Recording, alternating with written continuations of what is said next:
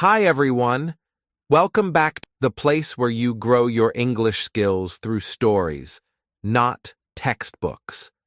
In today's video, we're diving into a fantastic book called English Short Stories for Intermediate Learners. It's packed with 100 short stories, each designed to help you build vocabulary, understand English in context, and enjoy the process of learning. This isn't about memorizing long word lists or boring grammar rules. These stories are here to help you learn English the natural way, by reading, listening, and thinking in English. Each story we read will come with clear narration, natural pacing, and helpful explanations to make sure you follow along with confidence. Whether you're studying at home, on a break at work, or just want to enjoy a story while improving your English, you're in the right place. So, sit back, relax, and let's enjoy a great story together. And remember, the more you read, the more fluent you become. Let's get started. 1. The key. I'm late today and I have to leave for work very quickly. I am jumping into my car. As I turn onto the freeway, I'm suddenly not sure if I took my door key with me. I'm touching my bag. My God.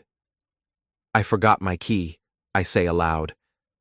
I make a U-turn and drive back as fast as I can. I park my car right in front of my door, although it's not normally where one is allowed to park or to stop a car. I live on the 3rd floor and still run up the stairs hoping to get away with it. I'm looking for the key in my apartment, but I cannot find it right away. After a few minutes, I come to the realization I had left the key in my jacket. I'm running downstairs back to the car. I'm looking around. Where's my car? In the distance, I see a tow truck pulling my car off. What is culture? I sit with several students in a cafe in Paris. We have an international meeting. Americans, French, and Germans sit at a table and discuss.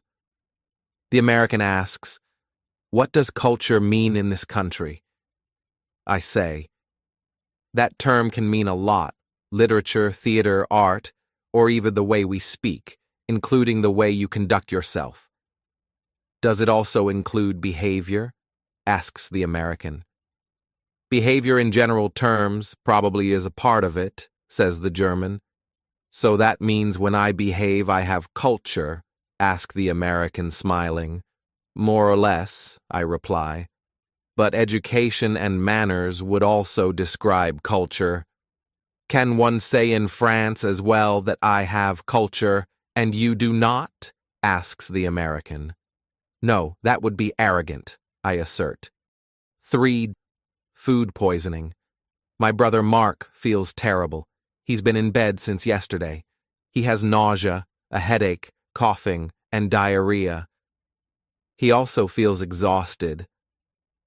My father drives my brother to the doctor. He explains the conditions to the doctor, and the doctor examines Mark. The doctor finds out that Mark has food poisoning. It's a dangerous situation because Mark is already dehydrated. The doctor also prescribes that Mark stay in bed and take strong medication twice a day. My brother believes his food poisoning comes from a kebab he had eaten the day before when he stopped downtown.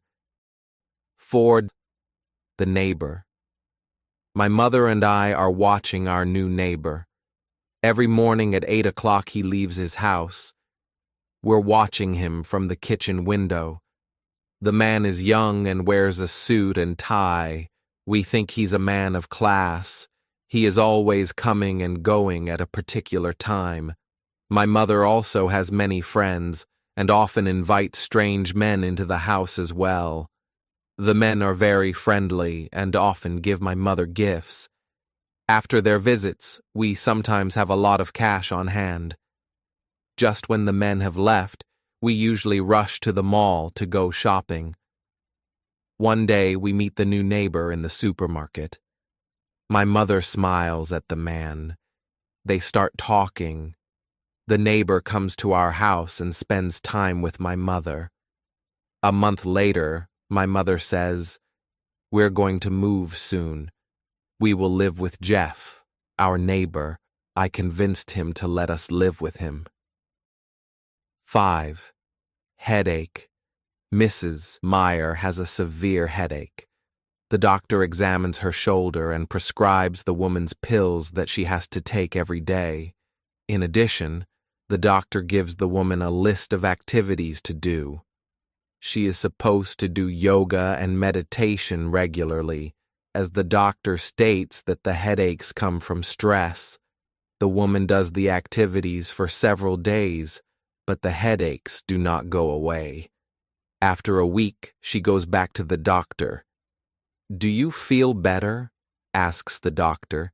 She says no, and that she always gets a headache when she's nervous. "Do you sleep enough?" She states that she doesn't know. After further investigation, the doctor prescribes pills for nervousness, tablets for stress, and Valium for sleeping. At home, Mrs. Meyer now has a big box full of pills and tablets. 6. A new driver's license. 3 days ago, I received my driver's license. With a driving license, I can drive almost any car in the United Kingdom, and in most other European countries as well. I received my license shortly after my 18th birthday.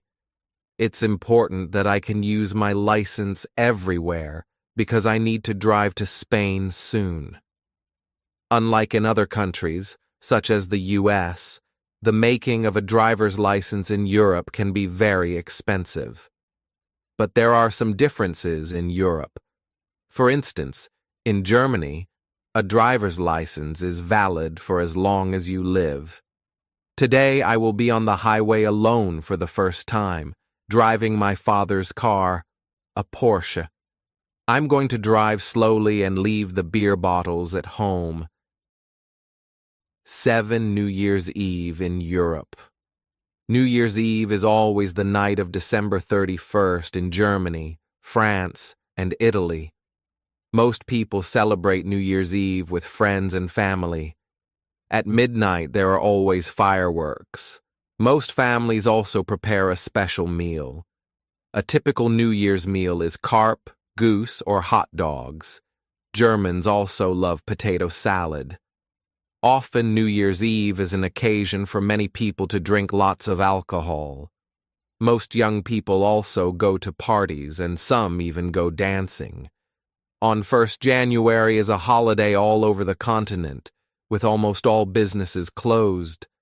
On 2nd January, however, it's a normal working day in Europe.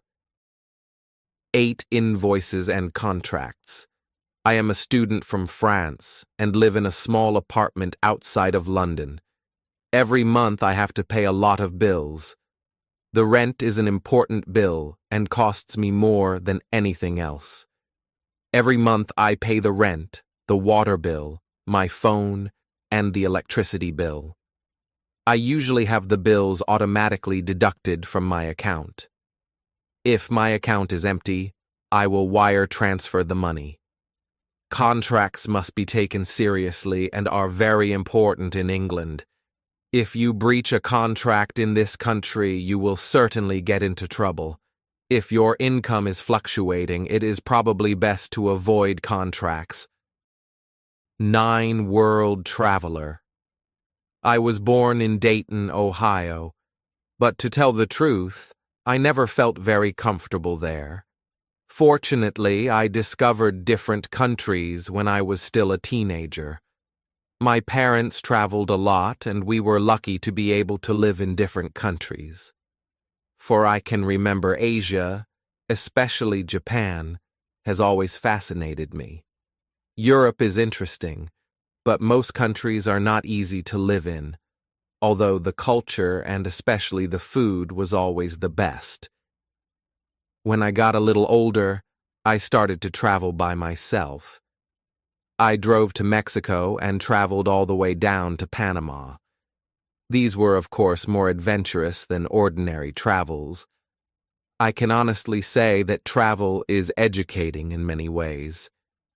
You also learn different cultures, and I got quite good at developing social skills.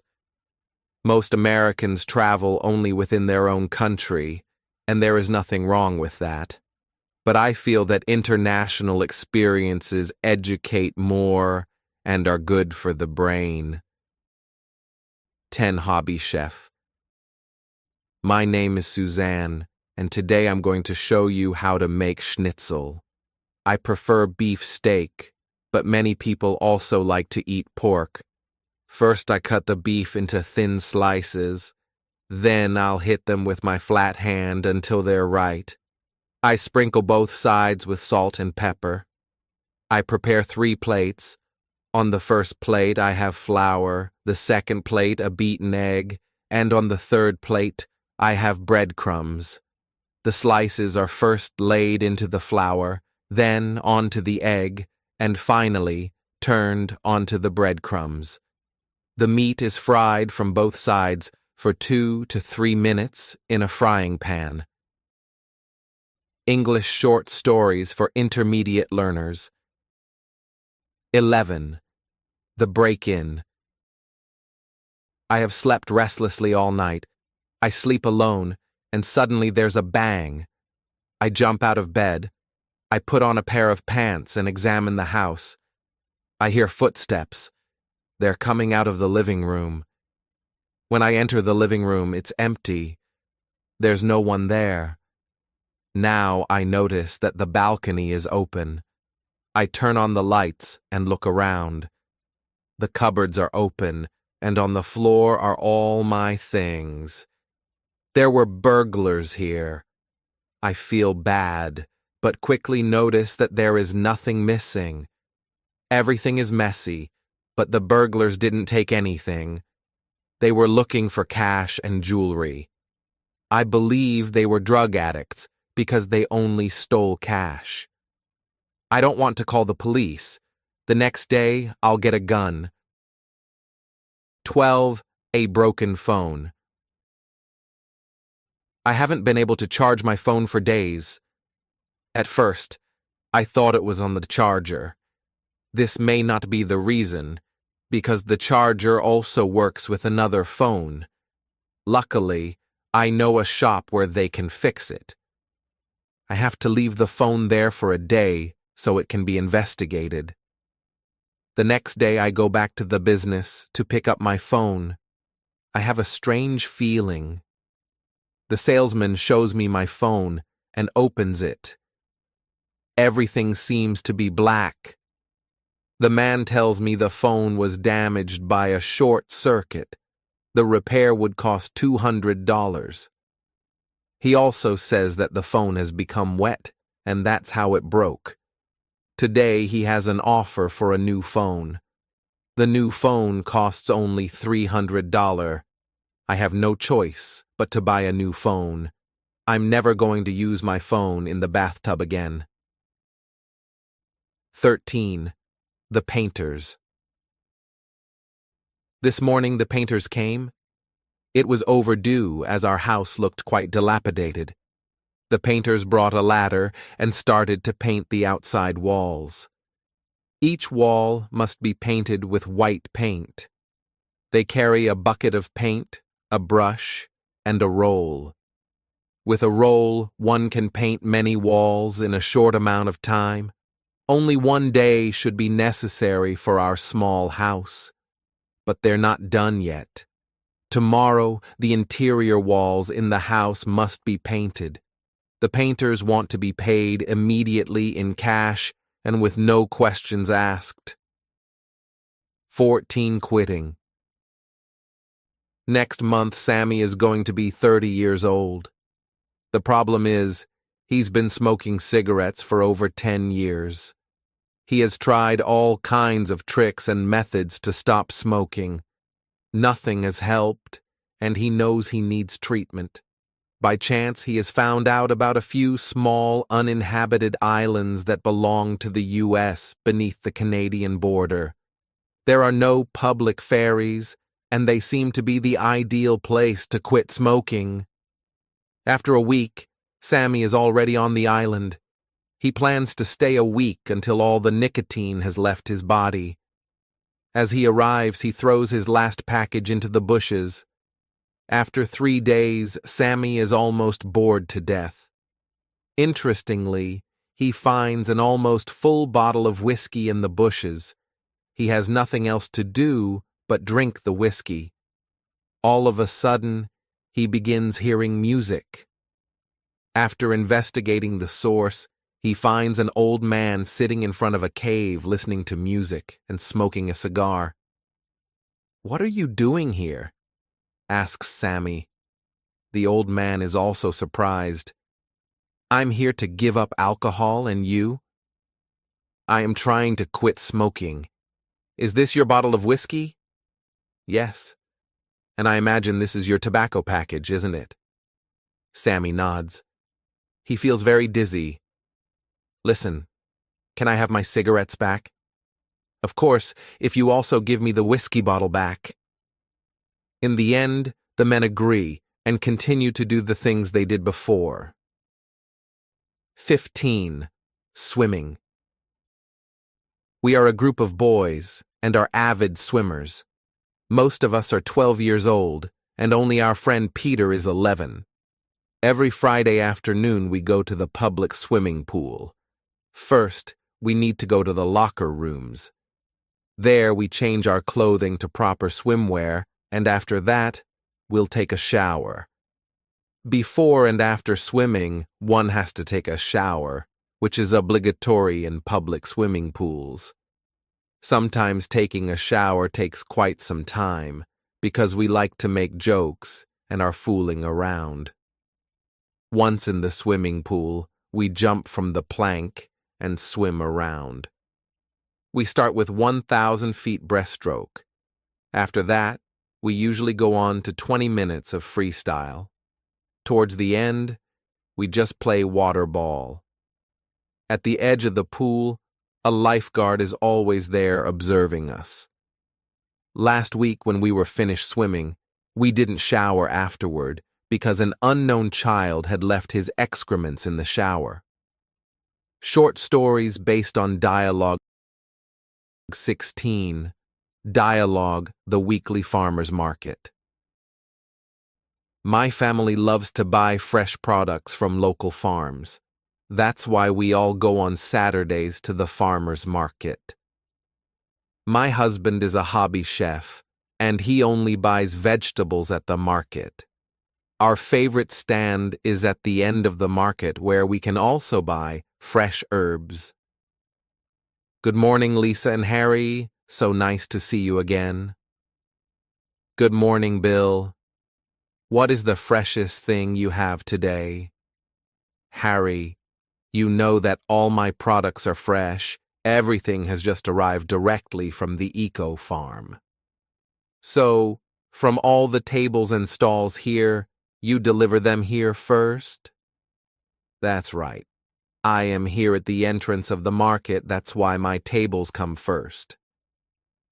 Okay, Bill. Then we will have 2 pounds of tomatoes and about 3 pounds of potatoes. And also a bundle of carrots, please. Anything else? Do you also sell figs? No, they don't grow around here. Okay, how much do I owe you? That's $6 total. 17. The experiment. At school, Sandra asks her classmates, "Is it true that old people smell different?" Her friend Gabby replies, "Well, they all smell rotten." John laughs. "No, only the dead are rotten. Old people are not dead yet. They are still alive." Gabby chuckles. "All right. Then we will call them mature. But as a matter of fact, I don't care how we call old people. I just don't want to be near them." John raises his hand. "Wait a minute. I once saw an experiment on YouTube. It shows that old people don't smell any different. Scientists let 3 groups of people sleep in shirts: old, middle-aged, and young. Each person had to sleep in the same shirt for 5 nights, and the shirts were not washed. Then they asked volunteers to smell the shirts. The volunteers didn't know which shirt came from what group, but all agreed and said that the shirts of the old people smelled the best. "What kind of volunteers were these people who want to smell old people's shirts?" asks Sandra. John: "They were, of course, old retirees." 18. Dialogue. Bicycle paths. In a European city. Last week, I rode a bike to the university. There were 2 bicycle paths on the road. On the opposite side was a young girl. She looked very beautiful. She rode with me parallel in one direction. Suddenly she stopped and yelled at me, "You're driving on the wrong side." We both stopped. She came closer. "Don't you know the traffic rules?" she asked me. I said, "I just wanted to save time." She replied, "You don't save time if you hurt someone. An accident could damage your bike. You could end up in the hospital. You have to take your time. Accidents happen every day because people don't have time. Do you want to get hurt as well?" I then ask her, "Are you married?" 19. New neighbors. Since I moved into a new apartment, I've also got new neighbors. A family lives above us, and the children are still small. Sometimes I hear them play. At night, the parents are seldom at home and the children often scream strangely. A young man is living next to our apartment as well. He is a student and lives alone, except he keeps a cat in his apartment. When we meet in the stairwell, he usually greets me. Next week, we all have a so-called tenants meeting where all the tenants of the apartment meet and talk about common affairs. I'm looking forward to the meeting, as I will have my say about what's right and wrong within this building. 20. The funeral. Last week, my grandma died. The whole family is very sad. The funeral will take place in the late afternoon, and perhaps some of the family will join together for a dinner at a restaurant. By tradition, most of the dead are buried, but cremations are becoming more common, as some people think it's more practical. When people go to a funeral, they meet in the church first. There everybody can see the coffin, nicely decorated with wreaths and flowers. The pastor makes a speech about the life of the deceased. Then everybody meets outside. The coffin is carried by the bearers to the tomb. The family and friends follow the carriers, and at the end, the coffin is slowly dropped into a large hole. As a final goodbye, my parents and siblings throw earth on the coffin. 21. The ATM. Tomorrow is the weekend. I want to pay cash in the supermarket and go to the movies later. Before that, I have to go to the ATM to withdraw money. First, I put my card in the ATM. A prompt will appear on the screen to enter my secret number. The secret number, also known as the PIN, is made up of 4 numbers. After that, I gain access to my account. I can also see on the screen how high my account balance is. I decide to withdraw 50 euros. After I withdraw the money, I have to take my card out. Finally, I get a receipt. 22. Alcoholics. Nowadays, many people drink too much alcohol. Worldwide, there are millions of alcoholics. That is why many people die of alcohol-related diseases such as cirrhosis. However, it seems everyone drinks alcohol in one way or another. It is socially acceptable. So the question is, how harmful can alcohol really be? Most doctors and experts agree that it is the daily amount that makes the most difference. Too much alcohol can damage many organs, especially the brain, the stomach, and the intestines. There are also many reasons why someone can become an alcoholic. Psychologists have found out that one of the main reasons someone grabs a bottle is loneliness and frustration. Defeating addiction can be very difficult, but it is also not impossible either. Most alcoholics can treat themselves by just cutting the amount or stopping by changing their behavior, but a doctor can also help with therapy. A special role can be played with the support of friends and family as well. 23. Cutting the cable cord. Over the years, our cable TV subscription has become more of a burden than enjoyment. We are not rich and have to count every dollar carefully that we spend. One of the more unnecessary luxuries we treat ourselves to is cable TV. Our kids love it, and my husband is watching sports and news channels all the time. However, our monthly bill is dangerously approaching the $200 mark, something we no longer can ignore. Since no one in our family is very familiar with modern technology, I had to do some research myself. Streaming TV via a so-called stick seems to do the trick. I convinced my husband to buy a smart TV and a little device called Roku. Ever since, we are all watching TV via streaming channels such as Sling, PlayStation View, and others. We are saving a lot of money as a result. Of course, nothing in life is free.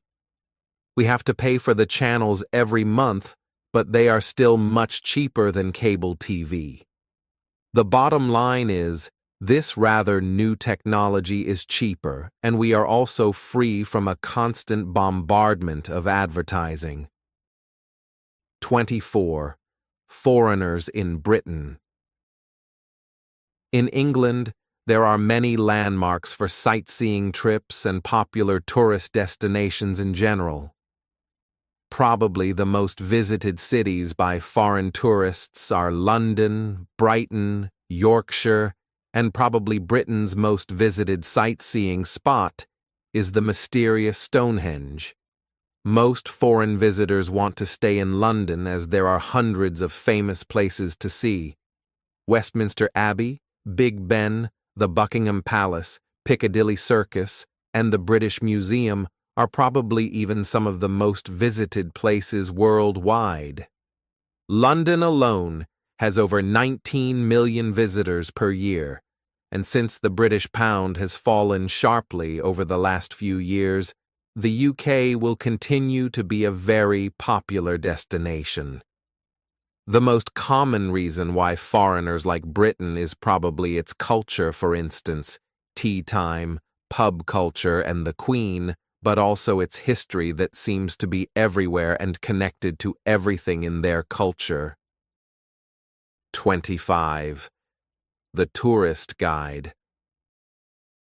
Carlos was born and raised in Veracruz, Mexico, but he has been living in New Jersey for over a decade, since he had an accident and no one could help take care of him. He decided to go back to his country and live there with his family. Now, he is a tour guide for American tourists in Cancun.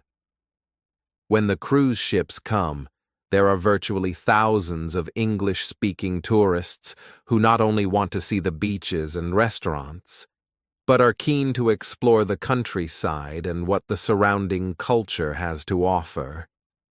Carlos accepts group tours as well as individual tourists. He is quite popular and made himself a name as a knowledgeable guide who has gained a small fan community on various online travel platforms. The tours usually start early in the morning and last until late afternoon. Many tourists wonder how Carlos speaks English without an accent. He tells them a little about himself, but that usually leads to more private questions. Carlos is not oblivious. For each question, he has prepared a perfect answer. This is something he had learned in the U.S. 26. To the airport. Today begins my holiday, and I will take a flight to visit my family. At 11 o'clock, a taxi picks me up to take me to the airport. The taxi ride takes about 1 hour and will cost me around $60. After that, I still have enough time until my flight departs. I have already packed my suitcase. Packing is no child's game, with everything needing to be planned and considered. If I forget something, I will probably have to buy it at some expense at my destination. It is already 1 minute before 11, and I am getting impatient. Finally, the taxi arrives. The driver helps me to carry my suitcase from the house to the car. I take the back seat and watch the meter charge me $1 for every 100 yards or so. Sometimes they offer fixed rates, but not this company. I think it's different in every city and state. Anyway, as we arrive, I give the driver a tip since he didn't take unnecessary detours. 27. The big move. Move to another city. Everything has been planned for weeks, but this Friday we'll finally make the move. All our household items have been packed in boxes. Most of the furniture has been carefully wrapped in blankets and foil. Additionally, we have made a list of which items are in which boxes. This will help us to save time when we unpack our stuff. It is difficult to make a move like this alone, which is why we have asked friends to help us. We also leased a truck for that day. Since we are doing everything ourselves, with a little help from friends and neighbors, we are saving a lot of money. Professional moving companies are expensive, and we would rather save our money to buy additional furniture since the new house is larger than the old one. 28. Driving and parking in Germany. I just moved to Germany. This is clearly a country for cars. The highway is called Autobahn, and these are excellent roads for high-speed car travel. Most Germans have a garage, and some families even own several cars. But not all is perfect in this country. Most Germans know that in the inner cities, there is no free parking.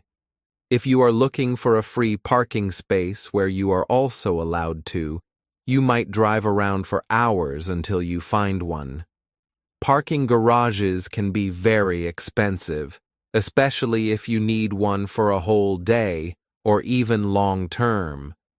People who live in the city often need to apply for a resident parking card. In this country, every resident needs to be registered with the authorities, which can be a good or a very bad thing. Those who cannot get a resident's parking card but need to park their car in the centers have to leave their car on the fringes of the city and use public transportation. Grocery shopping. My name is Fatima. I am originally from the Middle East, but I am living in England where I have made myself quite comfortable, especially since I can live here with my family. Grocery shopping is one of my daily needs. Usually I do this in the morning when fewer customers visit the supermarkets. To save money, I always prepare a list. For instance, today I need rice, vegetables, milk, sardines, and pasta. If I find cheap offers, I buy more of it. Potatoes and pork are not on my menus very often, as it's something more for the British. In most supermarkets, you have to pack your bags yourself, and you can pay with your credit card. A clean house. Once a year, I need to clean the whole house thoroughly. This happens usually in springtime, when there is less moisture in the house. We are a rather large family, with 4 children, all of them teenagers, so the mess and dirt are piling up quickly. Our house is a rather typical single-family house, with an attached garage and a small attic. The living room is openly connected with the kitchen. We also have an extra freezer outside the house where we store meat. Some of it comes from the hunting that my father usually does on weekends. Anyway, when we start, we first clean the rooms of the kids. We clean the floor and wipe the windows. We need to mop the floor more than once until it shines and looks like new. I clean the furniture, and usually I need about half a day to get the kitchen clean. My brother cleans the garage and helps to bring the trash out. We are a clean and functioning family with a clean house and healthy children. We are rightfully proud of ourselves. Future plans in Mexico. I am on vacation in Mexico and walking on the beach. I am staring at the sea. My thoughts wander into the future. What will my future be like? What I am supposed to do? I am dreaming of finishing my education with a doctoral degree in medicine. Then I really could become a doctor and work in a hospital. I could even have my own business. I also imagine becoming a plastic surgeon. I know they make a lot of money, and most have an excellent reputation. Some of them even have become celebrities. My thoughts wander further. I could also finish my education with honors and then finish my life. But then again, I like, where am I right now? Perhaps I should just stay here in Mexico and spend my life in a hammock. 32 Dialogue. Dining European Style. Unlike in the US, in many European countries a customer can just enter a restaurant and choose an available seat where you feel comfortable. However, in more upscale restaurants, most often there are no menus on the table, so you would have to ask the waiter to bring you one. The waiters usually wear a white shirt and black trousers. They also carry a little notebook to notate orders. Often a conversation between a customer and a waiter follows this pattern. Waiter: Good evening. Have you already found something that you would like to order? Customer: I will take a schnitzel and a salad, number 5 on the menu. Waiter: That's okay. What would you like to drink? Customer: Just mineral water. Waiter: With or without gas? Customer: Still water with little gas. Waiter: So you want a salad, a schnitzel, and a mineral water with little gas, correct? The customer nods. After the meal, the customer asks, Bill, please. A tip is always voluntary, and in most countries is not included in the bill. Our bicycle tour. We are 2 young men on vacation in Holland. In this country, everyone has a bicycle, and it's part of their culture. That's why we rented a bicycle for a whole week to explore not only big cities such as Amsterdam, but also the countryside. From the early morning to late at night, we are riding our bicycles, and each day we try to cover longer distances. Normally, we ride about 50 kilometers per day. There are no mountains to speak of, so we can ride as fast as we can. Our bicycles are fully equipped with head and tail lights, gear shifts, a bell, and even an air pump. Besides those, we also wear a helmet and a colored shirt. We'd like to think of ourselves as semi-professional bicycle riders. For me, it is more of a sport, but my friend already dreams of participating in the Tour de France. 34. A visit to the doctor.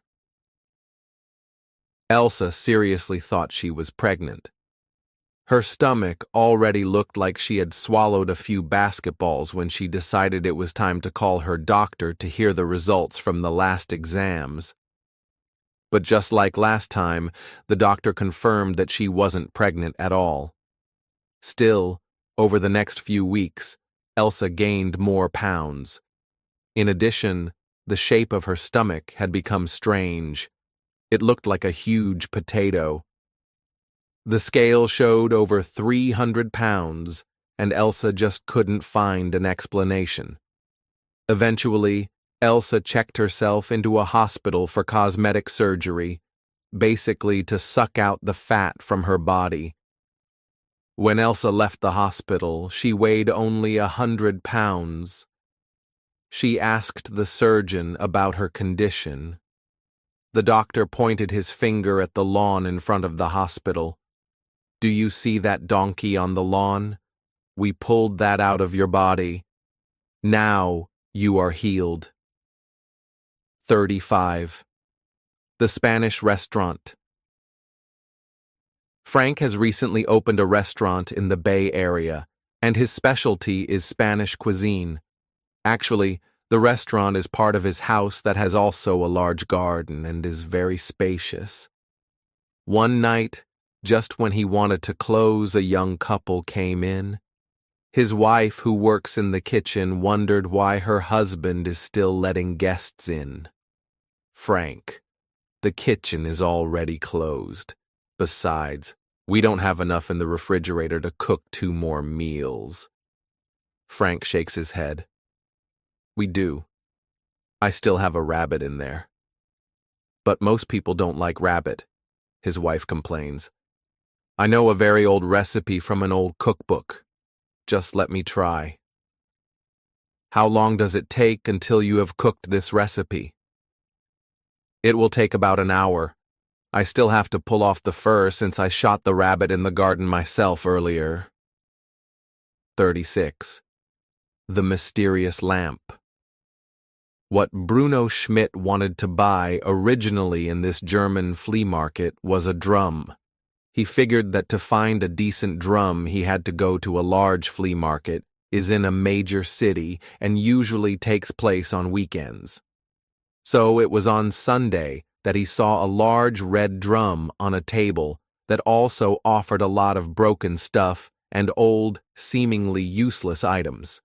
For some reason, the vendor didn't want to sell him the drum. "Can you not read?" the old vendor asked him. He pointed his finger at a handmade sign that said, "Take everything for €100. It seemed the man didn't want to sell only the drum. Then Bruno saw an old vintage lamp that looked really interesting. A typical lamp with a shade that one would put into the bedroom. He could use a lamp like that. Bruno asked the man if he could buy the drum and the lamp together. The old man nodded. Bruno took a closer look at the lamp. There were old decoration lines on the lampshade which also had old pergament and bright color. Then he saw what looked like a long number in the corner of the shade. Was that a tattoo? "What is the lampshade made off?" Bruno asked the man. "I don't think it's animal skin," answered the man. "I bought it myself at the flea market in Buchenwald." 37. Not always. Fish and chips. Molly runs a small restaurant in a small town in southern England. She sells fish and chips, but her most popular dish is hamburgers. She has been in the restaurant business for a long time, and since she is always eating her food in the restaurant, she doesn't feel very healthy. She thinks all the grease and fried meals have taken their toll on her health. She tells this to some of her regular customers, and most agree she should offer healthier food. Other customers, however, have pointed out that she should keep her restaurant cleaner since there are a lot of cockroaches. Sometimes they can be seen on the tables. Eventually, Molly buys several cookbooks about healthy food, especially exotic Asian food, as it fascinates her. One day, Molly has a brilliant idea. After a few days of trial and error, Molly sells Asian diet hamburgers. The customers like them, and some even think of them as fantastic. One regular customer asks Molly, "What is the secret of this new and tasty hamburger?" She tells him the meat is made of insects, which is very common in Asia, and that she catches the insects all in her own restaurant. 38. An unusual marriage. Mr. Meyer is a public accountant but works in a large insurance company. He has an excellent reputation for being reliable and having a high work ethic. In a short time, he has risen to upper management. However, over the last few weeks, Mr. Meyer has often been sick. It also seems he is not very focused, with his colleagues saying that he is distracted by something. Mr. Meyer actually has a secret. For some time, he has been engaged to his new girlfriend, but the real secret is that he met her on the street. The first time he met her, he paid for her time. One day, he tells his colleagues that he plans to marry his fiancée. One of his colleagues has always been suspicious and envious of him. After some research on the internet, he finds out that Mr. Meyer's fiancée has a questionable past. He reports his findings to the directors. They give Mr. Meyer a choice. He can keep his job, but he must not marry that woman, or he must leave the company. Mr. Meyer is desperate. Should he marry the woman or keep his job? Eventually, Mr. Meyer tells his bosses, "I will marry. But I am not going to marry the woman. I will instead marry my office if you give me a lifetime contract." 39. New shoes. Today, Gilbert is going to buy new shoes. In a shoe store, he asks the salesperson if they also have working shoes. The man replies that they actually have working shoes on sale for a special price. Gilbert sees a particularly nice pair of shoes on the shelf. He asks if they'd have these shoes in his size. The salesperson replies, "Sorry, they come as they are, with no guarantees for shoes on sale." Gilbert checks the price and buys the shoe ad hoc. The next day, Gilbert is wearing his new shoes. However, in the evening he comes back with one foot limping as his heel is wounded. His wife shakes her head. "Why did you have to buy shoes that are much too small for you?"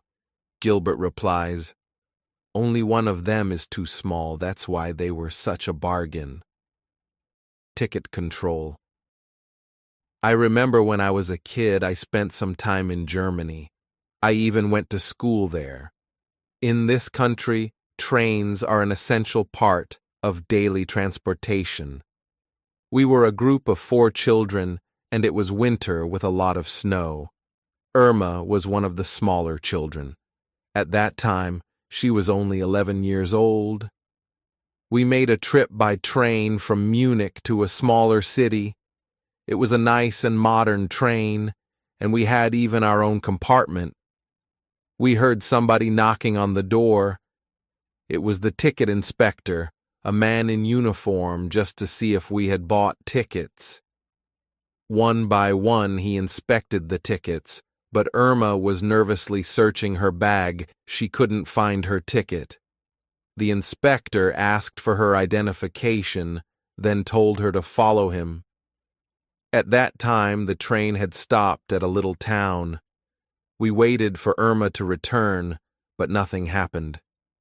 Suddenly, the train moved, and through the window, we could see Irma standing by herself, frightened at the train station. But Irma looked different. Then we noticed that Irma was just standing there without her jacket. She had left it at her seat, and apparently, the inspector had kicked her off the train, letting her practically freeze to death at the station. 41 unemployed. Laura finds herself unemployed again. For the last 3 years, she has been working as an accountant, but the company went bankrupt. The company she was with before has outsourced all the accounting to a company in India. Over the last decade or so, Laura has been employed on and off, sometimes with many jobless months in between. Nevertheless, Laura thinks of herself as a reliable, punctual, and trustworthy person, and with a little luck, she thinks, she soon will be employed again. Every day she searches the classified employment websites and also the local newspapers for job openings. She sends out her resume to every company she can think of in the hope for work, since unemployment diminishes her savings. One of her most important principles is to never give up. Her dream job is still being an accountant, but she knows times have changed. She is flexible, as finding work as a secretary would serve her as well. 42 divorced. Last year I divorced my husband. My former husband is an alcoholic and cannot support his family. Fortunately, the children are already working, but still, they need financial support once in a while. I am meeting other divorced mothers at weekly meetups. Often we do excursions or share leisure activities. Some of my divorced friends will marry again, as it happens quite a lot. I noticed, if people stay alone too long, they become often alcoholics themselves. I have said goodbye not only to my husband, but also to alcohol. I am on the best way to master my life anew. 43. Buses and trains. Marco and Jane are siblings. Every weekend in the morning, they start a trip to visit their grandmother. Their grandmother lives in a distant city. Since the siblings don't have a car, they need to take public transportation, precisely the train and the bus. First, they have to take a communal train to the next major city. At the main train station, they have to take the metro train to get to the other side of the city. After that, when they have finally arrived at the last station outside the city, they have to take a bus to get to their final destination, a village in the countryside. The whole journey takes about half a day, and usually they arrive just before lunch. After resting an hour or so, they leave and take the trip back to the city, taking the trains again just to arrive home at dinner time. They both save eagerly to buy a car, as a trip to their grandmother by car would just take about an hour. 44. A famous book. For about a month, I have been reading a fascinating book written by a famous author. The book is a novel and is about an old man who goes out fishing in the ocean. He has to fight a large and mighty fish, and in the end, the old man wins this struggle. However, the book shows a deeper meaning. The author is Ernest Hemingway, who wrote the novel The Old Man and the Sea in 1951 in Cuba. This work is considered as one of the best in world literature. He was awarded the Nobel Prize for World Literature. I am fascinated by this book, and I'd love to read more from this author. I also think that good books are much better than movies. 45. A simple salad. Lisa works in a fine dining restaurant in London. She just started 2 weeks ago. Most often she works in the kitchen, but when the restaurant is busy, she must also help out as a waitress. The chef is well known and a celebrity, and today he will work in the kitchen himself. Dinner service has started, and the first orders are coming in. The chef shouts at Lisa, "I need a simple salad, Lisa." Lisa immediately starts to work on it. First she cuts lettuce and then mixes the salad with sliced cucumbers. She also chops a tomato in 4 pieces, cuts an onion and a few olives into the salad. In the end, she mixes all the ingredients with olive oil, vinegar, salt, and pepper. "The salad is ready," Lisa shouts out. The chef looks bewildered at the plate. "This is what you call a simple salad?" 46 Easter. Easter in England and Europe in general is a holiday that involves the whole family. On Good Friday in the countryside, they often make bonfires where family and friends gather for some barbecue and sometimes music is played. The Easter festival is a tradition in many countries. For children, Easter morning is the most important day of the festival. In the morning hours, children love to paint hard-boiled eggs and hide them in the bushes. They make a game out of it to find the hidden eggs, but not all of the eggs are always found. Even weeks after Easter, there are times when the land stinks of rotten eggs that haven't been found.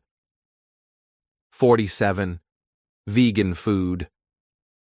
Maria knows that she needs to stay on a diet. She has read many diet cookbooks and does stretching exercises in the morning hours. She also has studied and experimented with many diet recipes, but a lot of recipes contain meat, which Maria tries to avoid. However, cooking takes a lot of time, and whenever possible, she tries to find a healthy restaurant, as she doesn't want to cook every day. A good friend of hers told her about a good vegetarian restaurant. Maria tries the restaurant and finds the dishes delicious. Almost all of the dishes are vegetarian, and some are even only vegan. After a short time, Maria has become a regular customer. Her favorite meal is a vegetable soup, which is supposed to have no meat at all. One day she asks the cook why the soup is always so delicious, as she wants to know the secret. The cook answers that he is always using chicken stock. 48 Evacuation. We are retirees and live in a nursing home. Last fall we had a big storm. The storm was only the beginning. After it poured for days, the whole town became flooded. In the end, we had a power outage. The heating, electricity, and even the telephone was dead. At first, we took it lightly, but at night it got really cold with the temperature dropping below 0. It took 3 days until the buses arrived. They were supposed to evacuate us. To our surprise, the buses did not pick us up. Instead, they stopped next door where there's a luxury resort. The rich people were removed first, and we were told they were able to charter the buses for a lot of money. We could not compete with the rates. When they left, the guests winked at us through the windows. We stayed in the nursing home, and fortunately, after a few more days, the neighbors and private individuals evacuated us one by one. 49 working men. I used to work on a construction site, and I would call myself a construction worker. In those days, I had to carry a lot of heavy material, often bricks and cement. At times, I also had to clean asphalt manually with a broom.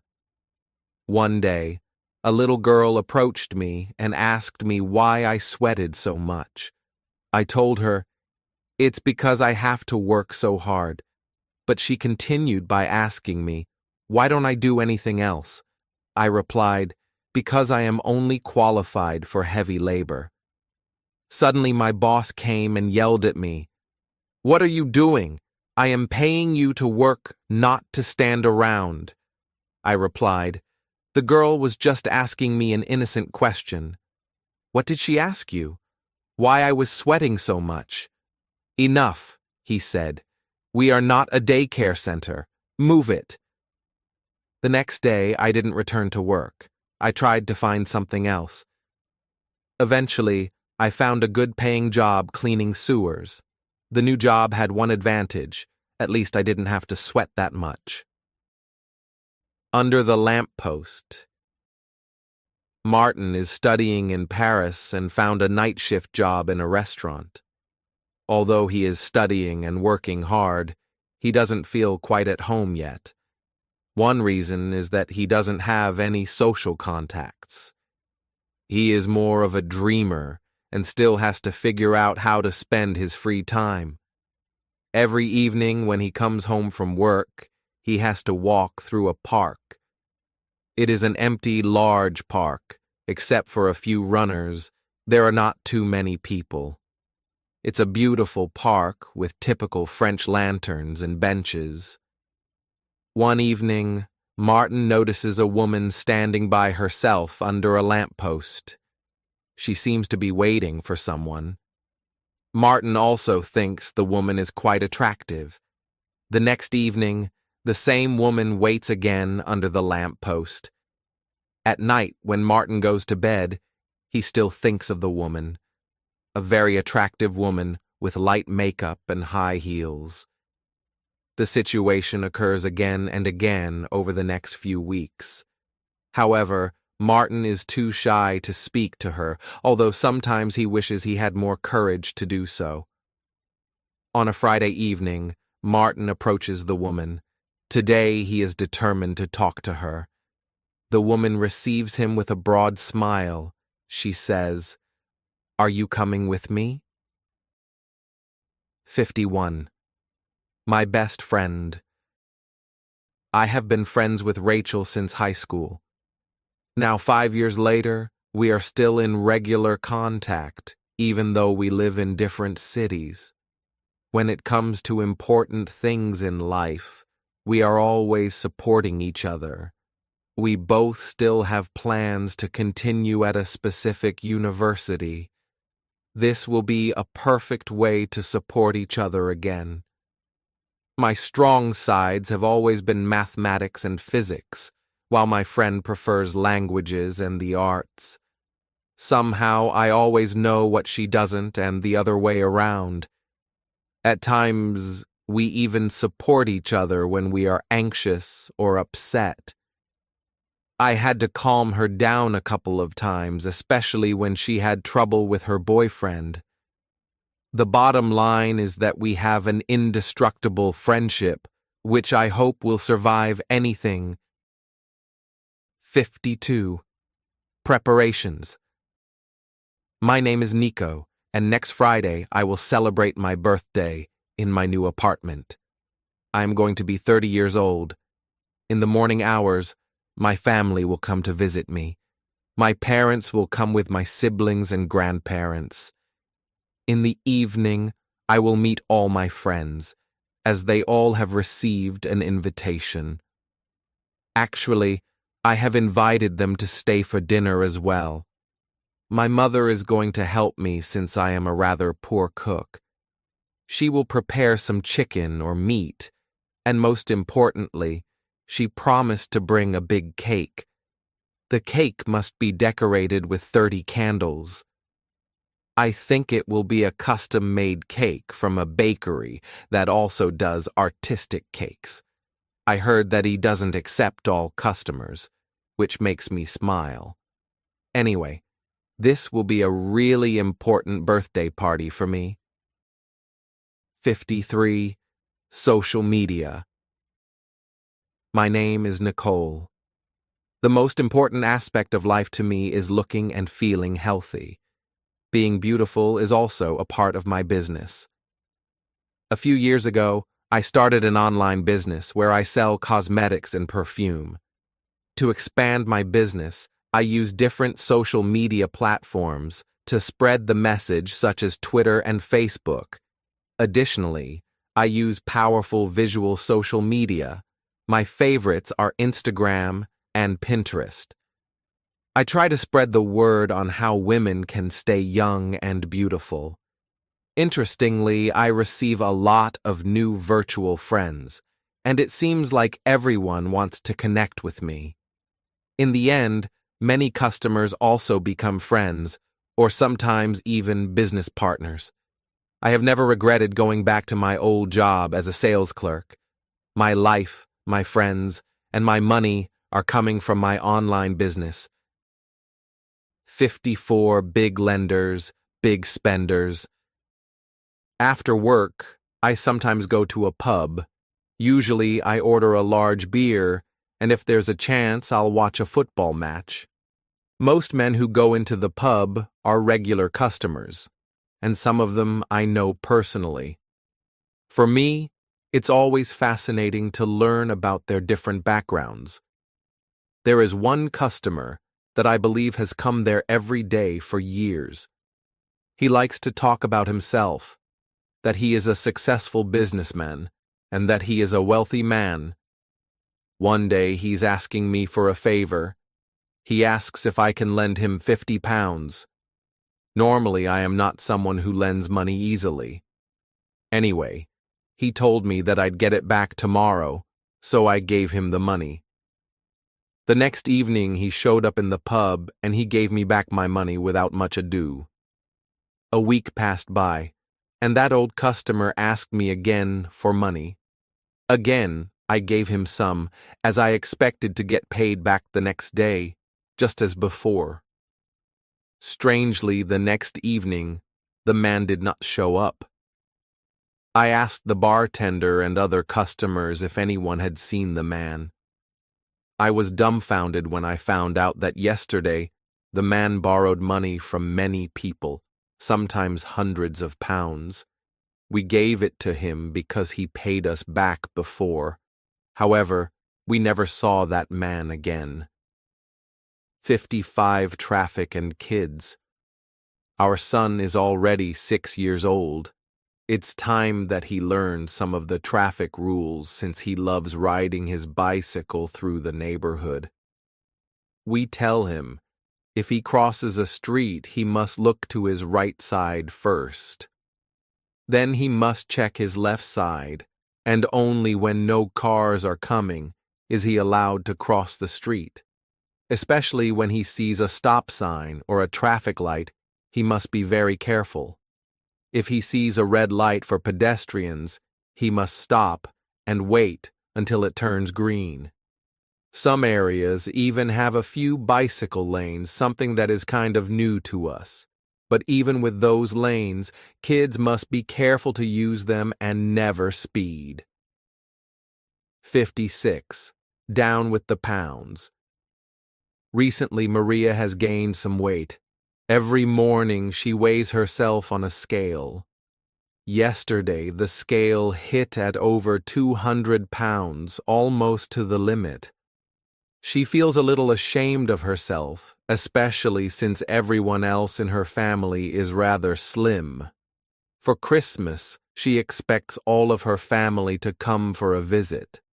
Her parents and siblings are worried about her weight problem. Maria has told them not to worry because she is working on a new diet plan, which she has received from a good friend. Simply put, her new diet consists of new cooking recipes. Her family encourages her to keep the diet consistently. When Christmas finally arrives, she gets into an argument with her parents.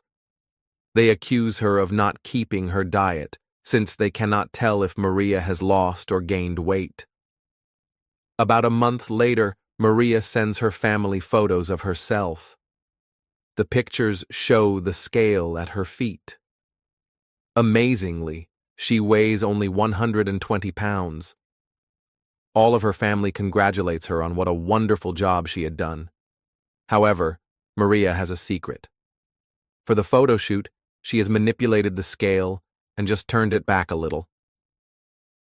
57 Kindness. Stephen is a movie buff. Today is Friday, and for this evening he plans to go to a theater to watch a newly released movie.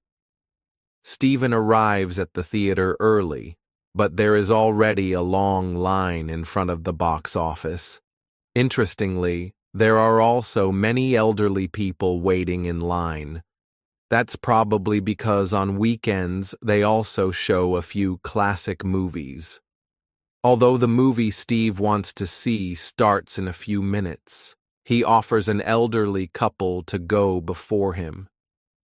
He understands well that it must be hard for them to stay in line, especially because of the rainy weather. Steve is still staying in line as he sees a piece of paper on the floor. He takes a closer look and discovers that the paper is a $20 bill.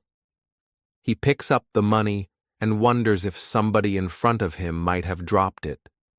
The elderly couple watches him. Suddenly, they approach him. "It might well be that we just dropped the money by accident, but since you are such a kind person, it's all yours." 58. A helping hand. Stephen is 15 years old. From Monday to Friday, he goes to school, and around 1 o'clock he takes the bus home. Usually, the bus is crowded with other students. Sometimes the elderly take the bus too, as many of them are just too old to drive a car. Stephen is a kind and compassionate young man. If he sees an elderly person riding on the bus, he offers his seat, because for older people it can be very hard to stand on a moving bus. At the bus station, there is a traffic light for pedestrians. It has a new system where one has to push a button to get a green light. Many elderly have trouble with this, and Stephen never hesitates to help old people to cross the street. Stephen already has an idea of what he wants to do in the future. He thinks it would be very rewarding work if he could become a professional caretaker. 59. My hobbies. My name is Miriam and I have many hobbies. The reason is simple. I just have many different interests. As a kid, I had a large doll collection, but now my likes have changed. Nowadays, I am very much interested in art. I like to paint, and I am especially fond of reading books. I read all kinds of non-fiction books, even history. I also like to play the piano. Music is one of my favorite pastimes. Being involved with many hobbies is a tradition in our family. My sister likes to read books about philosophy, and everyone in my family participates in cultural activities. Besides reading and music, I also like to play tennis, and on special occasions, such as on vacation, I like to play golf. My parents are much more into animal breeding. My father is an expert with dogs and exotic animals. If time allows, I love to travel. However, I consider myself more of an explorer than a typical tourist. Having many hobbies and doing a lot of sports keeps my mind and body active and helps me to look forward in life as well. 60. Vacation is important. My name is Astrid. I have planned my vacation for over 6 months. I am from Sweden, and the winters are dark and cold there. I have not made a career choice to speak of, but I have saved enough money for an extended vacation in Southern Europe. Vacation is something I take very seriously, and I try to plan as early as possible. That's because during school holidays and especially in the winter time, the airlines raise airfares disproportionately. Next month, I will begin my winter vacation. I will fly to the island of Tenerife, which is a part of Spain, but is located far out in the Atlantic Ocean. I am excited about my upcoming vacation, as vacation time for me is the most important time of the year. 61. Learning in a group. My name is Sophia. For about 3 years I have been living in Texas. I came here from Honduras with my whole family. My brother-in-law has resided in the U.S. for many years and is a government employee. That's why the rest of the family was able to immigrate to the U.S.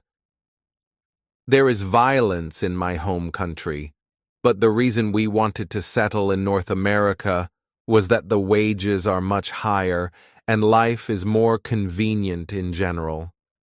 In a language school, I am trying to improve my English. Sometimes I don't understand everything that's being said. Then I ask the teacher, "Can you speak more slowly, please?" Actually, my English has improved a lot since I am learning in a group. It is just more fun and engaging learning in small groups. I am glad that I have the opportunity to learn proper English in a country where sometimes it is not even necessary. 62. Our new house. My dad had bought a big new house for all of us. The house has 3 floors, and on each floor, it has 8 rooms. It also has a large attic, which my dad plans to rent out. My dad explains to me that it is not easy to find reliable and affluent tenants. This weekend, he is expecting some applicants. Last weekend, we already had some applicants, but they were not qualified. The first family was unemployed, and the second family wanted to bring in a sick grandmother. My dad prefers to wait until he finds the right people. He says it's best to have single persons without family and non-smokers. 63. Studying abroad. My name is Cliff. I am from the U.S. and I would like to study in Germany. I have excellent grades, but for admission to a German university, I'd need to speak sufficient German. With a language exam, such as the DSH or TESTDAFI, can prove my expertise. However, if I apply for an international major, a German language exam is not necessary. Then I am allowed to improve my German language skills in a regular language course. Fortunately, I already speak some German. 64. The circus. Today, I went with my mother to the circus. The show started at 6, but we arrived early because we knew there would be a long line at the ticket box. My mother asked why the tickets are so expensive. The salesperson explained that they have big animals such as tigers, etc., and they need to eat enormous amounts of meat every day. Finally, the show starts. First, we see a clown who makes jokes by gesturing with his hands. Then a huge cage is set up and the animals arrive. We see an elephant that raises a leg, a monkey that is dressed in a girly school costume, and then we see the big cats led into the cage. A tiger has to jump through a burning ring, and a lion has to jump from stool to stool.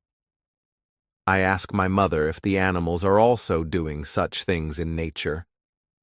My mother responds that she doesn't know. 65. The car accident. Last month I drove home from work just as I do every day. I was driving slowly and stopped at a traffic light. Suddenly I heard a loud bang. The car behind me had hit my bumper. I immediately got out of the car and saw that the taillight was broken. The driver admitted his guilt immediately and offered me money for the damage. He wanted to give me $500 cash. I rejected his offer and told him I was going to call the police. Suddenly, all around me went black. I have no memory of what happened at that moment. I awoke in a hospital. The doctor told me somebody had shot me from behind. 66. Our hotel. We have just arrived at our hotel. This year we will spend our vacation in Spain. We have booked an all-inclusive hotel and the check-in was very efficient. The friendly receptionist gave us the room key after we paid a security deposit. We are from England. At first, it seemed the hotel had a very high standard.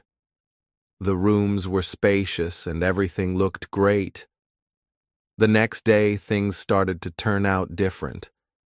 We discovered fat cockroaches in the bathroom and the closets were dirty. We bought travel insurance, but unfortunately, they don't pay for dirty rooms. My husband had an idea. He took pictures of the closets and cockroaches. In a nearby pharmacy, we asked for medication against diarrhea. I immediately contacted the insurance company and informed them that we have all become sick because of the unclean room. I attached a photo of the medication and the receipt. A few weeks later, the insurance had refunded our stay. 67 in the office. My name is Tanya, and I am a secretary. I am usually very busy, especially on Mondays. In the morning, I have a 30 minutes drive to the office. First, I make coffee, and then I begin taking phone calls. When my boss comes in, I have to do him a personal favor. Afterward, I am usually feeling bad. Later in the day, I bring the mail to the post office, and in the afternoon, I am cleaning the office.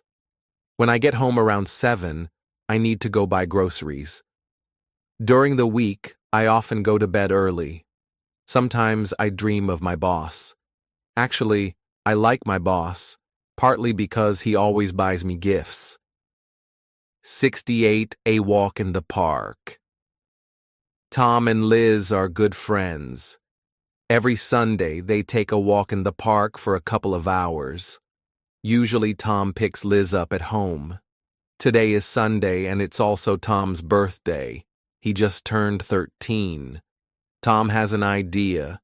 He knows her parents are not home today and goes to visit her early. He knocks on Liz's door and she opens it.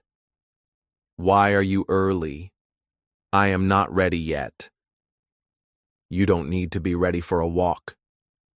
What do you mean, Tom? I came to visit you at home. Just let me in, and the rest you can imagine. 69. A special credit. For years, Jane had been planning to acquire a new car. The problem was that she was unemployed and still lived at her parents' home, strictly speaking in the basement. She ran an online business, but that was not nearly enough to save money for a used car. Her parents weren't interested in helping her because they considered her old enough to earn her own money. With or without help, she needed that car. On Monday morning, Jane stood in the middle of an intersection and waved glossy pamphlets at cars. Jane was begging for money. However, at midday, she met a neighbor who changed her life. The man felt sorry for her and gave her his old car. 70 winning the lottery. My dad and I heard that my uncle had won the lottery. The game is called 6 of 49, which means my uncle had to guess 6 correct numbers. We all think my uncle has become a millionaire. However, my dad explains that my uncle still has $2,000 of debt owed towards our family. We decided to visit my uncle. As he opens the door, he smells like alcohol. He tells us he never won the lottery, but that he had bragged about it in a bar. He just wanted to show off. My dad still demands his money. At the end of a long conversation, my uncle gives my dad his car. By doing that, he has paid his debts. 71. The application. Last month I lost my job because I had an argument with my boss. I just left the office and went home.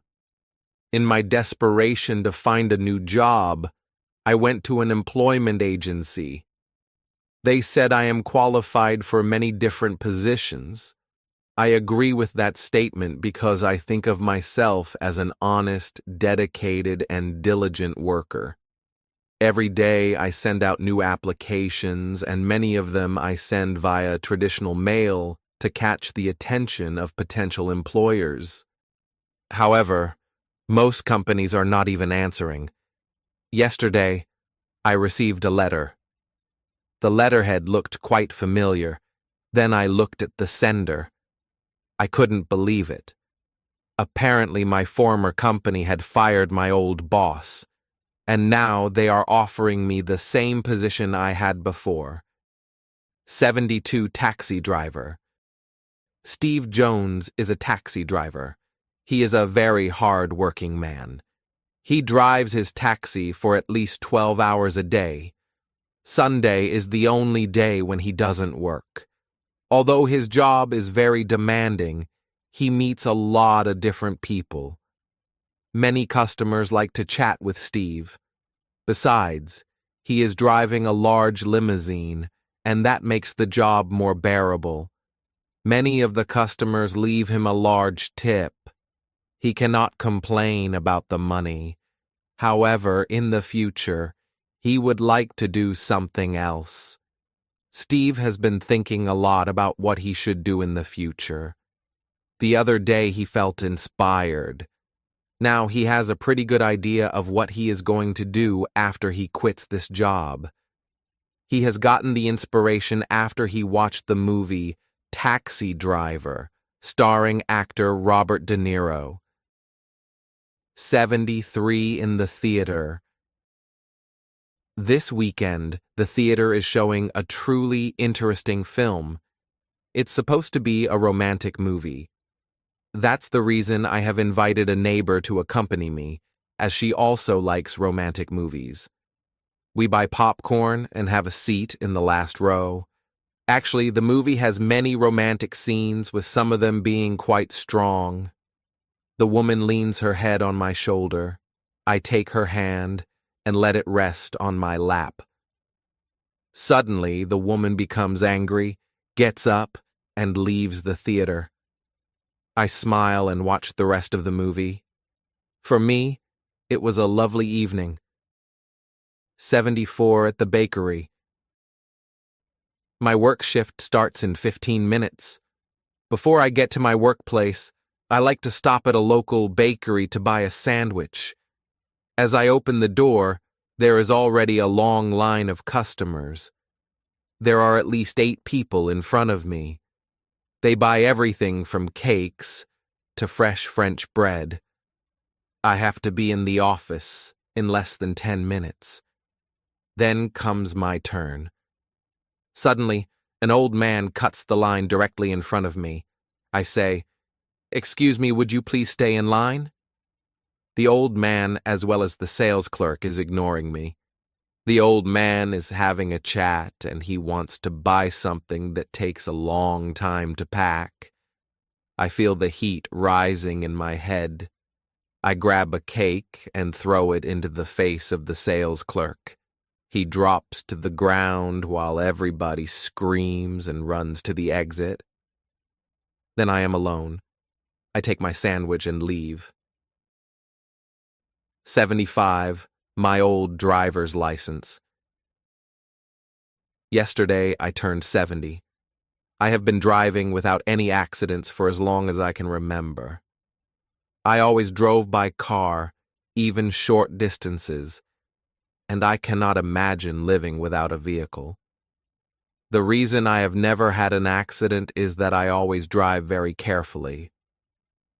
This morning, there was a roadblock, and the police examined every vehicle. They asked me to step out of the car. The officer told me I cannot drive a car anymore because it appeared that I never had a driver's license to begin with. 76 dialogue. Where is our cat? One morning we found a dead bird lying in front of our door. It looked like someone placed it there. I told my mother, "I think our cat Mika did this." My mother answered, "That's nature. We must not interfere." I disagreed. "That's dangerous." "Why?" "The dead bird carries bacteria. Mika will bring that bacteria into our house."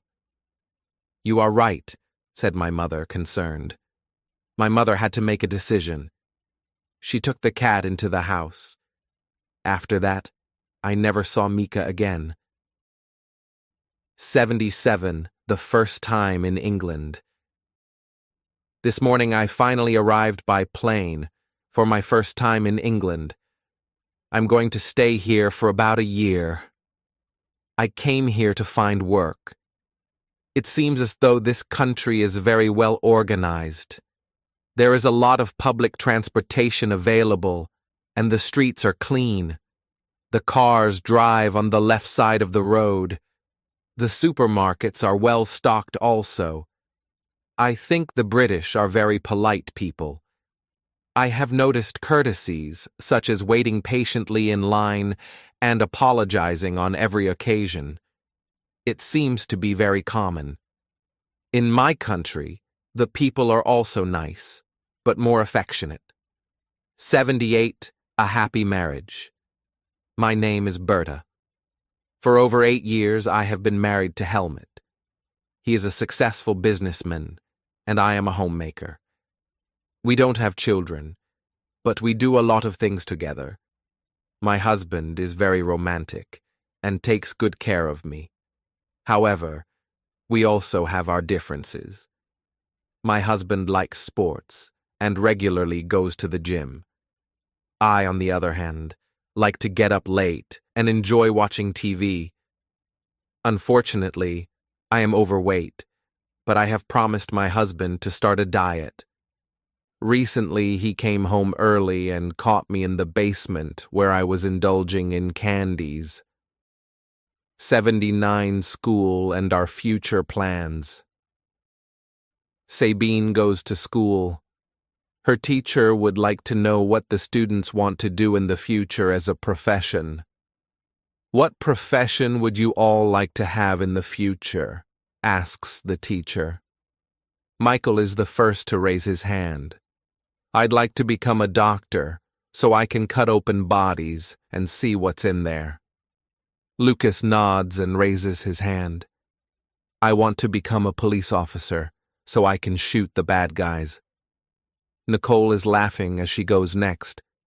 I would like to become a pilot, then I can feel as free as a bird. Finally, it's Sabine's turn. I want to become a teacher. I would like to help students be able to make good decisions about what they want to become in the future. 80. I marry my office. Mr. Meyer is an accountant and works for a large company. He has regular working hours. Mr. Meyer starts his day at 8 o'clock, and at 5 o'clock he leaves his office. Lately, Mr. Meyer seems ill. His colleagues say that he does not seem focused. What nobody knows is that Mr. Meyer has a secret. A short while ago, Mr. Meyer met his new girlfriend, and the real secret is that he met her on the street. As a matter of fact, Mr. Meyer has paid money for her time. One day, Mr. Meyer tells his colleague that he's going to get married soon.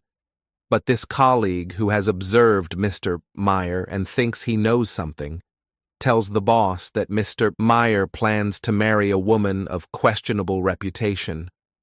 The boss tells Mr. B. Meyer that he is no longer allowed to work for the company when he marries this woman.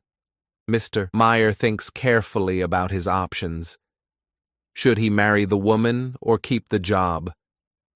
Finally, he tells his boss, I am going to get married, but not to this woman. Instead, I will marry my office. 81. Dialogue. Today we have pigeon meat. Fernando has a Spanish restaurant in Tokyo. The restaurant is part of a large house where he also lives. Behind the house is a large wild garden. One night, when Fernando just wants to close his restaurant, guests came in late. His Japanese wife works in the kitchen. She wonders why her husband wants to serve customers so late. Why do you still want to serve guests? She asks. It's late, and I'll never get out of the kitchen again. The guests have already ordered wine, says Fernando. Plus, we still have pigeon meat in the fridge. So I told the guests tonight that I only have pigeon. 82. the hermit. Some people say Michael Gomez is a hermit, but that's only partly true. The truth is, he is living isolated in Andalusia near the city of Granada. A hermit is often poor in material things, and this also applies to Michael. He has no electricity, but he can get some for cooking as he has a stove, and in front of his house, he has connected a generator. There is enough water. In the back area of his dwelling, water virtually flows off the roof and down the wall until it disappears in the floor. Otherwise, he is well equipped. He has a big bee and a homemade camping toilet. Once a week he drives with his bicycle to Granada where he goes shopping in the supermarket. Michael has a dream. He wants a modern toilet, and even more important, a real, closed panorama window. The problem is, his dwelling has several smaller entrances, and at the front, a huge, over 5 meters wide entrance. The entrance is opened most of the time because no door fits, and plastic foil doesn't help if it's cold and raining outside. But the view out of this enormous entrance is fantastic. Michael lives surrounded by mountains and wood, and from here he can look at a wide valley and the opposite mountains. The view inspires Michael. One day, he wants to become an architect, if this doesn't work, maybe writer or artist. One more problem is that no door and no window fits into the unusual form of this huge entrance. Friends say that it's impossible to install a panorama window there because Michael is living in a cave where 10,000 years ago bears and Neanderthal people used to live. 83. Retirement in comfort. Mr. Logan is an international salesman. He is traveling all over the world to sell computer software. The company he works for belongs to the most important companies in its field. Actually, the biggest companies of the world, such as ExxonMobil, BMW, Thyssen, Siemens, and even Airbus, belong to his client base. Although Mr. Logan is making excellent money, he would like to have his own business. Mr. Logan is making a life-changing decision. He decides to leave his company and start his own business. He wants to sell products from various companies and use his old contacts to get started. Unfortunately, things don't work out as expected. His old customers don't accept his new products. Instead, they prefer to continue to do business with his old company. Fortunately, Mr. Logan had saved enough money to retire in comfort. 84. The barbecue evening. Marco and Paula have children who still live in their house, but the couple has been separated for a short time. Fortunately, Marco still has a little flat in the city and has left the house to Paula and the children. Paula's parents are already 80 years old and have a silver wedding anniversary at the weekend. It's a beautiful, warm summer afternoon, and Paula's father Alberto has an idea. Why shouldn't they arrange a barbecue evening in the garden? Marco, friends, the kids, and relatives. All of them would come. Besides, Alberto has always liked Marco. After all, they are both hunters in a hunting club. Break up or not, it would be a great barbecue evening. Alberto calls his daughter and expects a promise for the weekend. It costs Paula a lot of conviction that Marco should be the grill master in his own garden. Marco agrees. Saturday in the afternoon, the moment has arrived. The grill is turned on while the children are playing and the adults are drinking beer. Music is blasting out of an old stereo.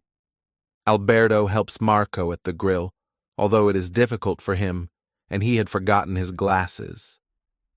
Suddenly, it comes into Marcos's mind that he has a present for Alberto. It's a big hunting knife with a horn handle. Marco explains that this is a very special knife from the traditional Spanish brand Muele, a knife for collectors. The beautiful evening has come to an end. As Marco is about to leave, Paula gives him a kiss and says that she wants to talk to him the next day. On Sunday, Marco and Paula meet again.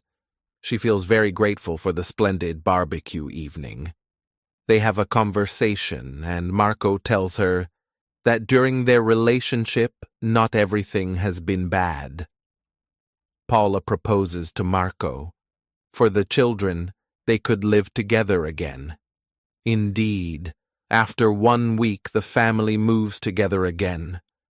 Marco is very happy, especially because the cheap knife which he bought on his single vacation in Thailand didn't fail to make an impression. 85. The Maid. Maria comes from Poland and works twice a week as a maid in a big house. The house belongs to Ms. Sanchez, who is living alone. Once in a while, her son comes for a visit. Her son is unemployed and receives some money from his mother. The son lives at a friend's place. He often comes in the morning hours to his mother's house and is watching TV. If the weather is fine, he sits on the terrace and drinks beer. Maria has to carry the empty beer bottles into the basement. In the basement are huge numbers of cases with full beer bottles stored. Ms. Sanchez works very hard. She works in a factory and comes home very late, but she often calls her son and also sometimes Maria. One day the son asks Maria for a favor. He says, "I'll be on a trip to another country for a few weeks, but don't tell it my mother. Make it appear as everything is normal." "No problem," says Maria. The next few days everything seems to be normal. Ms. Sanchez calls Maria and asks if her son still was at home and if all is okay. "Yes, Ms. Sanchez, everything is all right." Maria is sitting on the terrace and drinking beer. She'll carry the empty bottles in the basement. 86. The Merchant of Arts. In former times, Werner Schultz was an actor in a theater. In Berlin, he was well known, and also had managed to get an important role for a television series in which he acted as a credible criminal. Mr. Schultz apparently was never poor and had always been interested in art and antiques. Now he was over 50 years old and received fewer offers from movies and theaters. But Mr. Schultz had also become quite famous as an art painter. It can be said that Mr. Schultz was a real artist and also a connoisseur of art, because he had wide knowledge, especially of antique paintings. He was well acquainted with the Impressionists of the 19th century. After many years as an artist, actor, and painting expert, Mr. Schultz was a welcomed customer in many shops and galleries. Mr. Schultz bought many valuable oil paintings and antiques in antique shops and art galleries, but his reputation for being a good supplier was even greater. The quality of his paintings and the merchandise he offered to sell were outstanding. One day, newspapers reported that the famous art dealer and actor Werner Schultz had died. No one knew that he had died since Mr. Schultz had no relatives.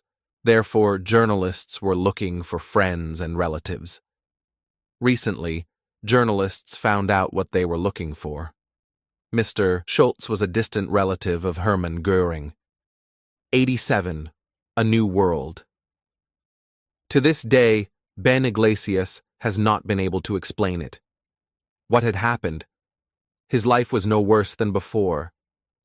But the strange thing was that the feeling of not belonging here was not going away. However, that was not important anymore. It all began with the return flight from Mars to Earth, a journey that had been planned for a long time. For his crew of 4, it was their first trip. For Ben, it was already his 5th.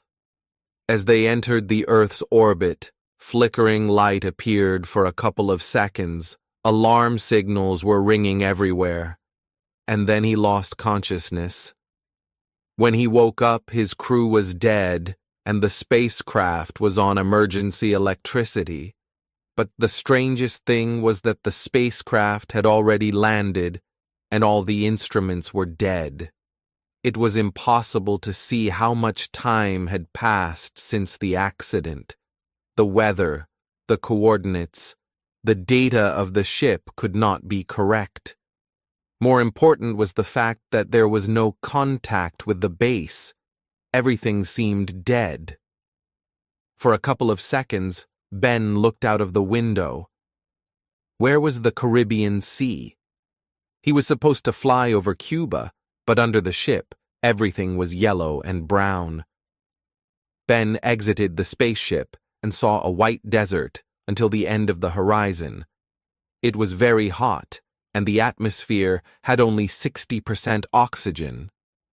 Suddenly, he could not believe what he saw.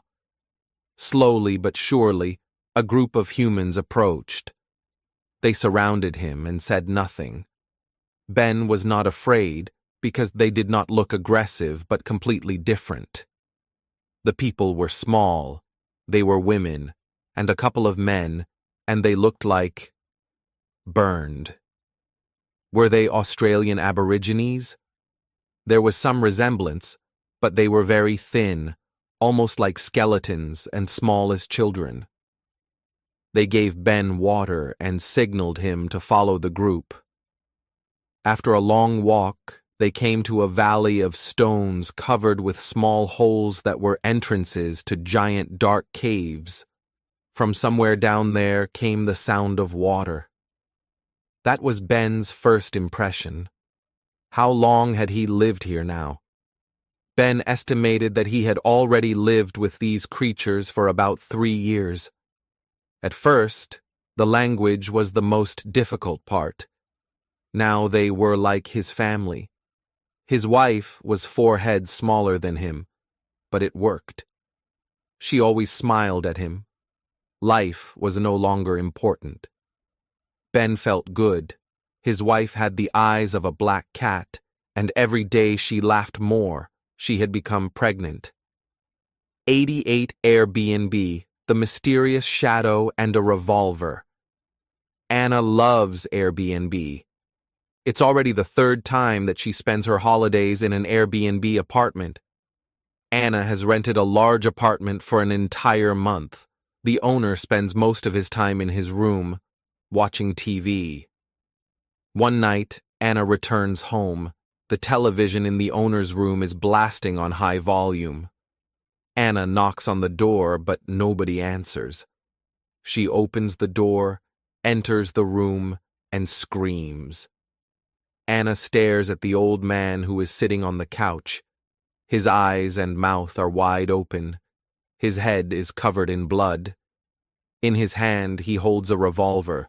The man has been shot. For the police, it is clear suicide, and the body is quickly carried away. Anna couldn't go home because she couldn't change her flight, and so she decides to stay the rest of her holidays in the apartment. But nothing is as before. Anna cannot sleep at night. To find sleep, Anna smokes a joint before going to bed. One night she wakes up. She sees a large shadow approaching her bed. Anna can't move nor scream. The shadow leans over her and lies down on her body. Darkness. Suddenly, sunlight shines through the window. Anna wakes up and feels bad. She's depressed. Was it a nightmare? At the bedside table, she sees something dark. Anna takes it, and it felt quite heavy. Now she's recognizing it. It is the old man's revolver. 89 Adventures in the Spa. Mr. Schmidt is a businessman. He owns a small restaurant at a railway station and sells fish and chips there. He has many regular customers because most of the customers like his dishes. In the after-work hours, he frequently goes to a spa to calm down and relax. Some time ago, Mr. Schmidt went again to the sauna. Actually, it is spa facility with a steam sauna and Turkish bath which can be found in most of the major cities. They are furnished with several saunas and a swimming pool. That day, the temperature of the herbal sauna seemed to be especially high. Mr. Schmidt had already been seating and sweating on the sauna bench when the door opened. A man came in.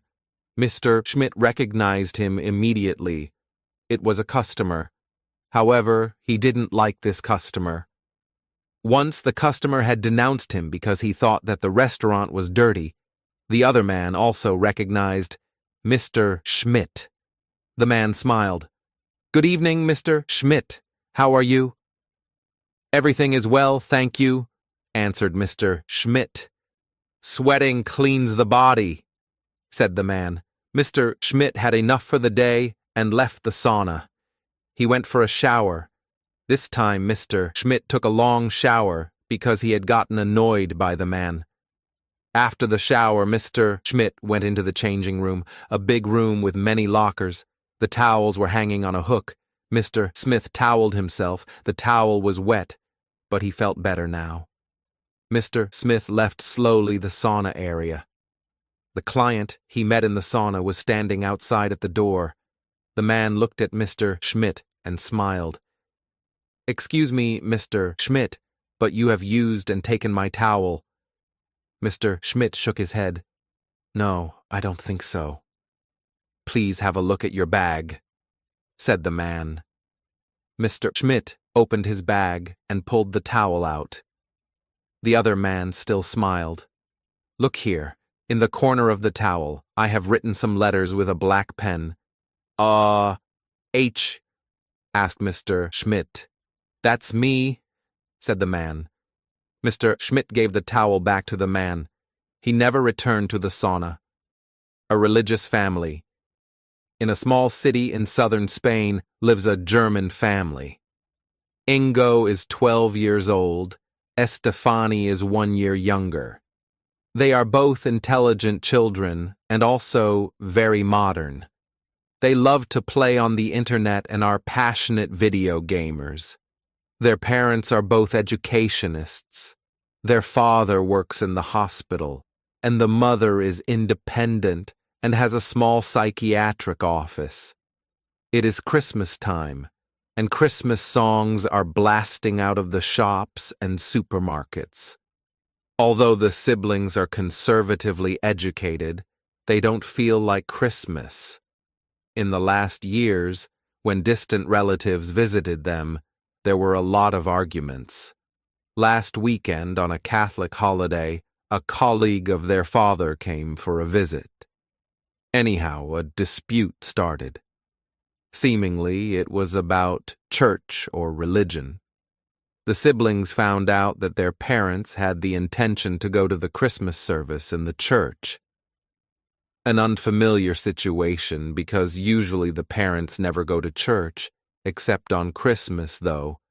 However, their mother's opinion is that in a little town there is a lot of tattling, and it would be better to adapt and to show up for Christmas at church. Furthermore, it confesses to be a good person. Estefani and Ingo think differently, though. At Christmas, the siblings want to stay at home. Ingo preferably wants to participate in a live game on the internet, and Estefani has got some duties to do on Facebook. A dispute arises. The parents blame the children to be badly educated and not having any manners. After the discussion, the parents are counseling. What shall they do? The mother has an idea. Why shouldn't they meet other psychiatrists at the office and talk about that with some colleagues? The parents have some telephone conservations, and in the evening the small group of pedagogues and psychiatrists meets for a change of views at the office. Ingo and Estefani are surprised as their parents return from the meeting and explain that they don't have to go to church at Christmas. Estefani wants to know why the parents have changed their opinion. The mother answers that the colleagues had analyzed them, and it turned out that both of them were just a tiny little bit sick, for their parents would be just a little religious, and religion fundamentally is a kind of brain disease. 91 crowdfunding for a new kitchen. Melinda is a young girl from California. For years, she had been planning to acquire a new kitchen. The problem was that she was still living at her parents' home, strictly speaking, in the attic. There was a little kitchenette, like in a hotel, equipped with a microwave oven and a coffee machine. Melinda had always loved to rummage in cookbooks and had already downloaded hundreds of recipes, and to be honest, she was a good chief. Her parents weren't interested in modern kitchens. However, why? They always ate American plain meals that usually consisted of fries, beans, sausages, and coarse ingredients. Because Melinda was already 30 years old, her family did expect that she finally found a partner, married, and founded a family. But there was a problem for Melinda. She didn't have work, and unemployment makes life difficult, as everywhere. With work or without, she needed that kitchen. She had saved $600. Around the corner was a huge home center that always had discounts for kitchens on Mondays. But that wasn't all. Hardware stores, just like supermarkets, can be places where you can often meet neighbors and friends. On Monday morning, Melinda stood in front of the main entrance and waited. Indeed, after 20 minutes, the first neighbor came. Melinda didn't hesitate. She told the old woman that she urgently needed to buy a pressure cooker because the old one was broken and she needed $30 for a new pot. After a while, the woman gave her the money. It perfectly worked. Melinda met half a dozen neighbors and acquaintances, and on midday, she had enough money for the new kitchen. 92. How to find a millionaire on a cruise trip. My name is Birgit, and it all begins tomorrow. Packing the luggage is no cakewalk, and although I've been preparing for weeks, I have currently problems keeping a clear head. I need to know what I can take with me and what I have to leave at home. I have just read that I must not take any bottles or groceries. The cruise starts in Italy. No real cruises are starting in Germany except river cruises like they have on the Danube or Rhine, but they are exclusively for retirees. My cruise ship vacation will begin tomorrow evening. It's an enormous vessel with several swimming pools and many restaurants. The idea to book a cruise ship vacation came to my mind when I recently met an old friend. She had already spread the news on Facebook that she had finally found her dream man. Life can be beautiful. After 10 years of online dating, my overweight female friend has finally found a boyfriend. He must be a rich guy, since now I know how much such a cruise trip costs. My trip had cost over 5,000 euros, but my friend's voyage must have been even more expensive. My thoughts are wandering between packing and posh guys, cocktails, and toiletries. It's better to have plenty of them. Tampons and shampoos, fortunately, don't weigh a lot. I hear the doorbell ringing. Who might that be? I have no time. Hello, Andrea. What a surprise. Hello, Birgit. I just wanted to say the last time hello before you start your cruise trip tomorrow. May I introduce you to my fiancé? This is Bobo from Manila. I'm pleased to meet you. Hi. Does he speak English? His English is very good. After all, he had worked on the cruise ship where I met him. He was a waiter there. He is a very capable man. 93. A visit from America. Berta and Willi are pensioners. They are from Hamburg but spend most of their time in Bavaria, a state in southern Germany. Many years ago they had bought a country house in a village. The couple comes from modest families. Willi had worked as a bus driver and his wife Berta used to work in a supermarket. One afternoon the doorbell rings. Willi opens the door and in front of him stands a man with 2 children. Strangers. Yes? The man responds in a language he doesn't understand. Willi calls his wife. Berta greets the people who keep talking enthusiastically, but Berta and Willi don't understand a word. I think they speak English, says Berta. The children are shaking their heads but seem somehow encouraged to keep talking. Suddenly, the man puts his hand in his pocket and takes a black and white picture out. He shows it to Berta and Willi. Willi puts his glasses on and nods kindly. The family gets excited and the children embrace Willi. They speak in their own language and seem to be happy. The man points at the cuckoo clock and then he points with his finger to his chest. Berta smiled. He seems to possess the same. The children go into the kitchen and open the refrigerator. Berta and Willi are following them. Are you hungry? Asks Berta. Today we have sauerkraut with sausages. I'll warm it up for you. The children are kissing Berta and the strange man shakes Willi's hand. At dinner they ate and laugh and suddenly Willi understands a few words from the strangers. America, grandfather. Willi and Berta agree, but the foreigners all speak at once. Suddenly, the family gets up and kisses Berta and Willi goodbye. The strange man gives a photograph to Willi. Willi nods kindly. The family finally leaves. Willi looks at the image again. It must have been the former owner when he was young. Yes, but who were these people? 94. The Old Lush. The people of Chieti thought that Marta comes from an insignificant town in the center of the Italian Abruzos region. The people also said that she was speaking with an accent, and lots of elderly people even said that she originally came from Romania. Sometimes Marta went to a restaurant to eat, and there everyone was talking about her. Sometimes she could even hear people saying that she lives with her grown-up daughter, a young woman who allegedly goes to London next summer to study. It was also well known that Marta owned a dachshund named Max, with whom she'd take a walk at least once a day. Most of the people thought she didn't work. Marta had an open secret. She loved drinking wine.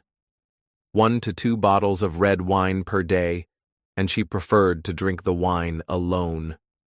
In the early afternoon, she began to drink and continued drinking until evening started.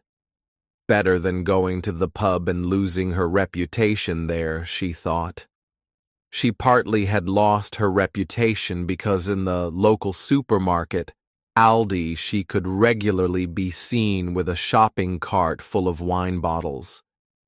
What the people were interested in was what kind of work she had and why she lives alone. Sometimes she also seemed to be making a journey. One day before Christmas, a dark vehicle parked in front of her house. Men and women in uniforms. Was it the police? We didn't know. Interestingly, a few days later another vehicle parked in front of the door. This time it was a white van. Marta wore on this dark winter's day her sunglasses and got hastily inside the vehicle and the car disappeared. A neighbor claimed that the car had foreign plates with a tiny blue-white flag on it. 95. The treasure in the woods. Jan Schultz is a romantic person. Although he has been already 18 years old at that time, he was more interested in history books than in young ladies, other than his friends and classmates. When he didn't sleep, or he wasn't busy with his homework, he used to doze on the sofa and was dreaming of having lots of money one day. One afternoon, he fell asleep on the couch. He had a lively dream. He dreamed to have found a treasure on an island. As he found the chest, he opened it, and a little cloud of smoke came out. The smoke formed itself into a mouth, and an old voice said, "Get up, go to the forest. You'll find a map there. The map will be buried beneath an old pine tree. Dig a hole where you'll see some smoke fuming. It's a treasure map. You can become rich if you find the map." The smoke came closer to his face. All of a sudden, John couldn't breathe anymore, and he thought to be choking. John remembered that this day was Sunday, and it must already have been afternoon. It was already autumn. Fog racked over the landscape. Behind the house a path began, which led directly to the forest.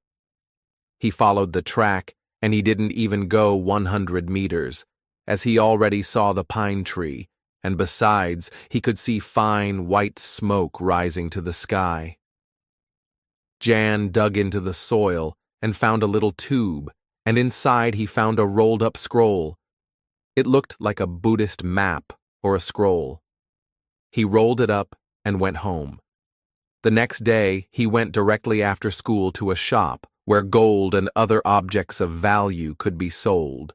He didn't get any money for the map. John went home, lied on the couch, and fell asleep. He dreamed that he would never need any money. As he woke up, he glanced smiling at the treasure map.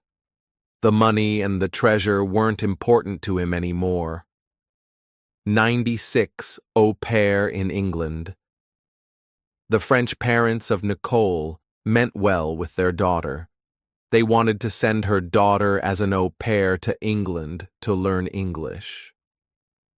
An agency had organized accommodations for Nicole with an English family. The agency had charged the parents a lot of money for a 1-month stay, but it didn't matter since their daughter's education was most important. Nicole was excited because she had never been out of the county before, and she would love to learn a new language. It was August when Nicole traveled to England. However, when Nicole arrived, she was in for a nasty surprise. She was not allowed to make phone calls, and in the house there was no internet. Therefore, Nicole had to go to the post office to send her parents a message. In the end, Nicole had returned to France before the parents could receive it. The parents were very happy to see their daughter again, and of course, they wanted to know if Nicole could speak fluent English by now. The daughter explained, "No, I have not learned English since the host family spoke more Hindu than English. They were immigrants from India." "This means that the whole trip was in vain," stated the mother. "No, not at all," replied the daughter. "I now know what masala fish is." 97. The cheese stinks from all sides. Harold Johnson had fallen in love. For a few weeks, he has had a new girlfriend, a woman who he met in the library and who told him she worked in the morning at the farmer's market at the cheese stand. Mr. Johnson had a lot of free time in the afternoon, so he spent most of his leisure time in the library. Mr. Johnson and the woman had a common hobby. They both loved to read classic literature and cookbooks in the library. Once, Mr. Johnson invited the woman to his home for a glass of wine. That's how they became a couple. However, the relationship was not without its problems. Mr. Johnson didn't like the smell of the woman. He told her quite frankly that she smells like cheese. Mr. Johnson believed every time after the woman had visited him, his whole house smelled like cheese. She explained to him that the smell must have come from something else. Eventually, she tells him, when they first met, she had to tell him that she had some kind of job because she felt embarrassed that, in fact, she was unemployed. Mr. Johnson was glad to hear that. So he explained to the woman that, in reality, he was not a pensioner, as he had told her before. Mr. Johnson still doesn't understand why she always smells like cheese. "So what's your real job, then?" asked Mr. Johnson the woman. "I am unemployed, but I do foot massages," she said. "That explains the smell," Mr. Johnson replied. "And what do you do for a living?" asked the woman. "I work on a farm in the pig stall, but fortunately only in the morning." 98 siblings. Alberto and Maria are siblings. Every weekend they go to visit their grandmother. She lives in another city, on the outskirts of a major city, so they need to go early. To be able to visit her, the siblings have to catch first the train and then the bus. When they reach the main station, they have to transfer the train to reach their final destination. Usually, it takes about an hour until the other train arrives. When they finally arrive in the small town, they have to take the bus. The entire trip usually lasts 3 hours, and by evening, they have to return home. 99. A new recipe. Molly is the owner of a small restaurant in a small town. She sells mainly fries and hamburgers. Most of the customers also like her food, but some complain that the place is not clean and cockroaches running all over the place. Molly has plans to change her restaurant. It is going to be clean and offers healthy dishes. Molly has bought a cookbook containing many Asian and diet recipes. Molly is inspired to change her menu. The following days, Molly adds vegetable hamburgers to the menu. A customer asks what the hamburger is made of, and Molly responds that it is made of bread and ground meat made of insects. She had prepared the ground meat herself, killing and using all the insects she can find in the restaurant. 100 best friends. Since I was going to school, Sophia has been my best friend. We were about 12 years old when we first met. Even though she lives in another city, we have always maintained good contact. Later, we even went to high school together. As far as I can remember, we have always supported each other. I always have been good with languages while my friend is good at math. Sophia has always helped me with my homework, and I helped her with learning French. As teenagers, we often consulted each other about boys and women's issues. I hope we are going to be best friends for the rest of our life. 101 A postcard from Costa Rica. Miss Graham has ordered workers to her house to fix her heating. Ms. Graham lives alone and is glad when the men finally arrive around noon. The team consists of only the boss and one apprentice. The men start working and finally find a broken valve. The boss wishes to show the broken part to Miss Graham and explain to her a few things. But Miss Graham surprises the man with a few shots of tequila for a break. She raises the glass. "Gentlemen, before you continue, have a drink first." After 5 minutes, Miss Graham comes back and insists on another round. The men obey and drink. Eventually, the boss orders the apprentice to head back to the office to get a replacement part. When after over an hour later, the apprentice finally comes back to Ms. Graham's house, nobody answers the door. The next day, the boss is not to be found in the office. The boss has disappeared. After about a week, mail arrives at the office. Among it is a postcard from the boss. The postcard comes from Costa Rica, and the boss lets his workers know that he is on a honeymoon with Ms. Graham. 102 the order.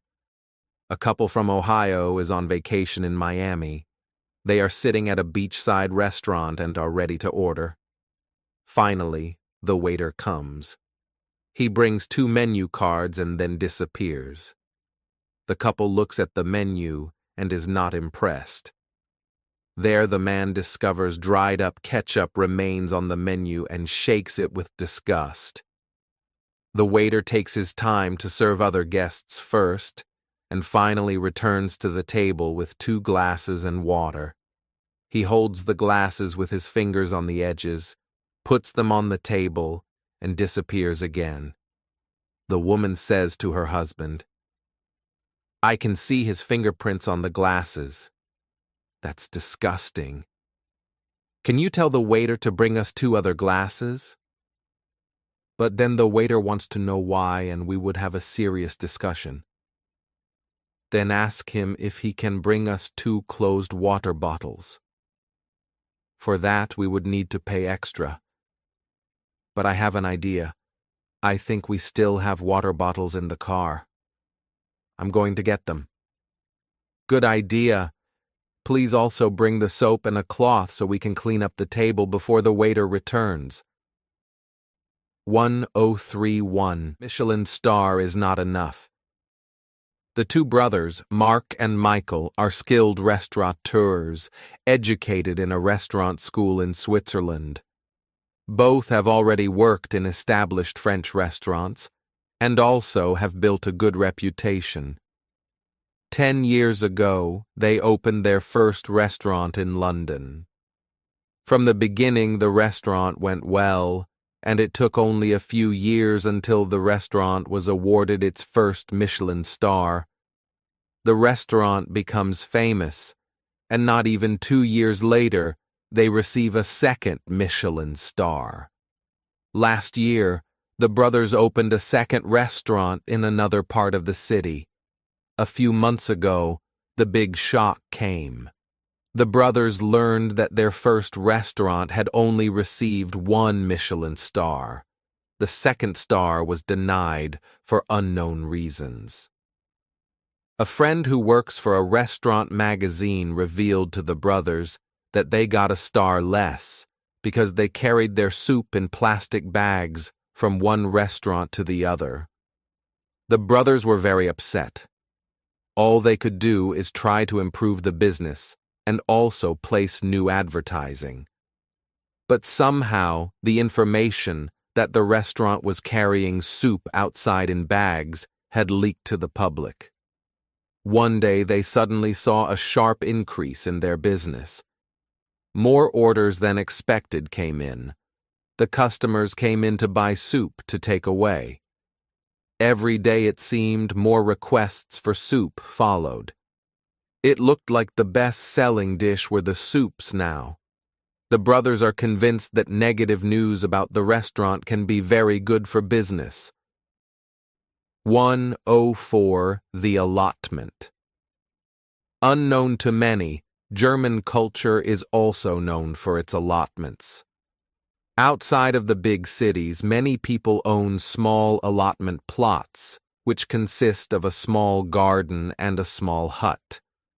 Many of these allotments often form a small colony. Most of the allotment owners are retirees and use it to escape from the inner cities. One of these allotment owners is Wolfgang Meyer, a pensioner from Hamburg. In his garden, he has built a small pond. He is very proud of his little goldfish that are swimming in the pond. Actually, Mr. Meyer has no family and loves his fish, every fish he has given a name. One day, Mr. Meyer visits his allotment and discovers a few of the fish dead on the surface. There's no explanation. Mr. Meyer, however, is very sad and decides to sell his allotment. Strangely, nobody wants to buy his plot. Fortunately, a neighbor eventually buys his allotment for a very cheap price. The neighbor is very happy with his plot and takes special care of it. After a short time, the allotment is in great condition. The garden is blossoming, and the pond is full of fish. From time to time, Mr. Meyer comes to visit his old allotment just to see what has changed. Mr. Meyer is a bit jealous, and he wishes to use his old allotment again. One day, unexpectedly, many dead fish are in the pond again. A short time later, the new owner of the allotment receives a letter from Mr. Meyer. It states that he, Mr. Meyer, would like to use the allotment on weekends. If he is allowed to use it for free, he would take care of the fish problem and guarantee that no more fish will die. On the other hand, he states that should his request be denied, he could imagine the problems becoming worse. 105. Inexpensive shopping in Japan. My name is Rachel, and today I'm going to shop at the Japanese supermarket. As a student in Japan, I do not have much money, and therefore must save on food. In addition, I support my mother in my home country. I mainly eat fish and vegetables. It's my so-called sushi diet. Luckily, these items are relatively inexpensive to buy in Japan. In the morning hours, the supermarkets are usually not as crowded. Today, I need to buy rice, vegetables, tuna, and pasta. If I find something less expensive, I buy more. I buy only a little, which I feel means something more for the Japanese. 106. History. The first humans. Most scholars still agree that the African origin model holds that all or nearly all modern human genetic diversity around the world can be traced back to the first, anatomically modern humans to leave Africa. The first Homo sapiens came out of Northeast Africa, approximately 70,000 years ago, and for at least 40,000 of those years, they obtained almost all of their food sources by hunting and gathering. This species then migrated out of Africa along a coastal route via the Arabian Peninsula to South and Southeast Asia, and eventually reached the Pacific and Australia. About 50,000 years ago, the first modern humans, a subspecies of Homo sapiens, migrated from Africa to Asia Minor and over the Caucasus to Europe. Regarding the history of modern humans reached Central Europe about 40,000 years ago. Humans also migrated to the Americas about 15,000 years ago. Most came over the land bridge, which is now called the Bering Strait. The 10th millennium BC saw the invention of agriculture and the beginning of the ancient era. The Neolithic Age or New Stone Age was a period in the development of human technology, which included primitive tools beginning about 10,200 BC.